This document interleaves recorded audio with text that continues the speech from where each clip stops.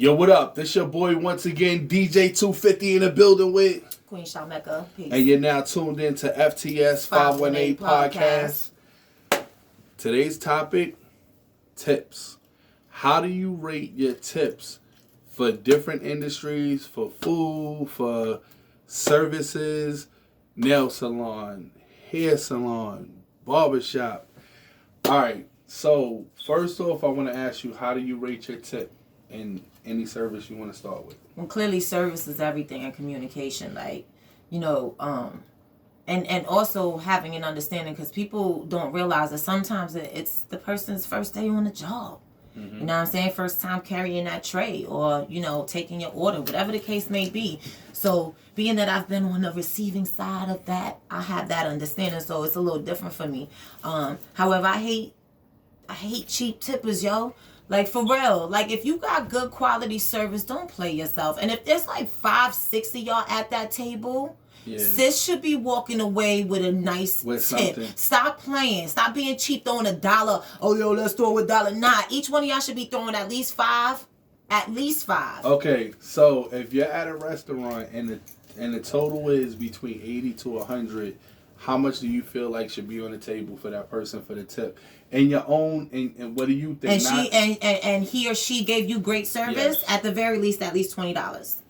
That sounds about. At least $20. If your bill is $100 and you got great service, you know what I mean. And if it's 3-4 people, that's cheap as hell. Like I said, that's $5 a piece. You know what I'm saying? Yeah. Even so, like, even if you at the bar, like, and sisters and bros taking care of you, tip them, yo. They don't make a lot of money. You know what I'm saying? And those tips, that's what they bring home at night. That's what they eating off of.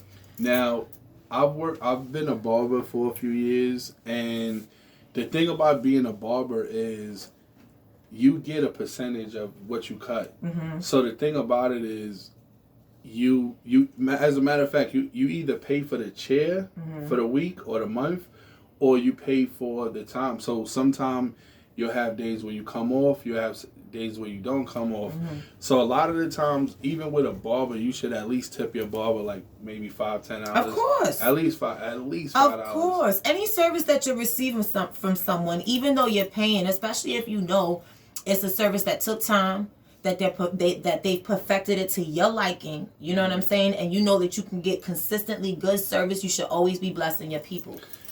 Now, talking about the cheap stuff, I'm a barber that does home visits at times. Mm-hmm. And people are like, oh, I thought it was cheaper if you come to the house. No. So wait, so I'm driving to your crib, providing a service, driving back. So that's gas before I even touch your head. Right. And you don't think that's crazy? No, I think that's crazy, because definitely house calls definitely cost more as far as I've ever known. Mm-hmm. So I agree with you on that. Now, what did you do what service did you do?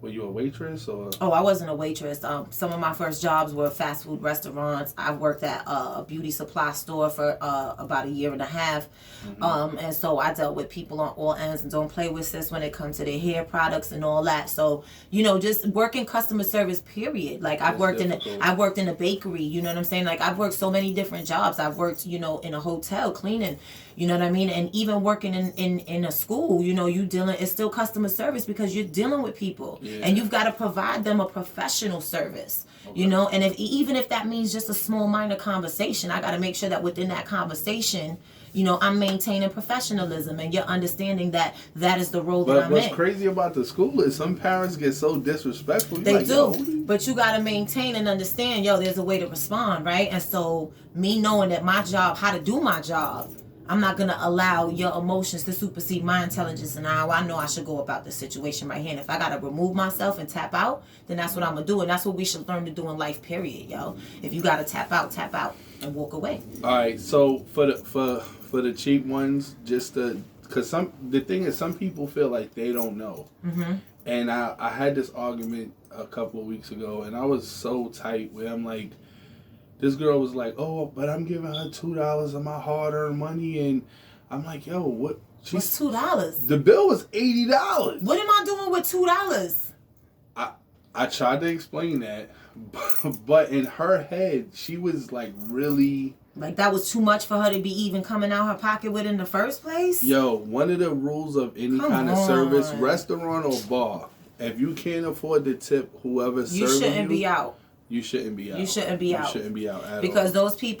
those people, waitresses and bartenders, they don't get like a full check. They get a percentage, like you said, like y'all bartenders do. I mean, like your barbers do. Mm-hmm. They do as well. You know what I'm saying? They're not walking out with a 40-hour full check, a full paid check. Like that's why those tips are important for them. Yeah. You know what I'm saying? And even so, they're providing you with a service. They're dealing with people who aren't always pleasant. Yeah. Right? You're dealing with people that are demanding things of you, and you still got to keep a smile on your face to get the job done. Like, it's not just about bringing you your food and making sure your order's right. How did that person make you feel when they was serving you? You know what I'm saying? Like, was it a pleasant experience? Was it something where you'd be like, yo, I definitely come back and let Shorty take care of me, you know? And you know what sucks too? Some jobs actually tap into the funds. That's crazy. That's crazy. Like, what they do is they'll say, like, for instance, like Dunkin' Donuts or a car wash. You know, my stepson used to do the car wash thing. So what they would do is they would take the tips, separate them, probably take a little something. Right, because you don't know what's in there. You don't know, exactly. You don't know what's going on. And it's one of those things, like, being that it's divided, you don't know how it's divided. Exactly. And that's crazy. So big shout out to everybody that does any service. All the restaurants that you know I frequent. Djtwofifty. Beauty salons, barbers. Shout out to all the barbers. Shout out to Jada's, because Jada's, that's one thing. Jada's, I love her. I haven't worked for her and it's been years. I left her and went straight to the school. And I'm going to tell you, she provides a great service. That's the sister who owns Jada's Beauty Supply on State Street, the 1100 block of State Street, right behind Popeyes. And she's amazing, yo. She's always been top-notch when it comes to taking care of her people and making sure she provides great service. Shout out to the whole staff at Maloney's, Cheryl, the whole family. Shout out to Artists Steakhouse on Lower Broadway. My man Jadell, he's been looking out for the area for a whole bunch of years. Big shout out to him. Big shout out to all the local businesses. Peace.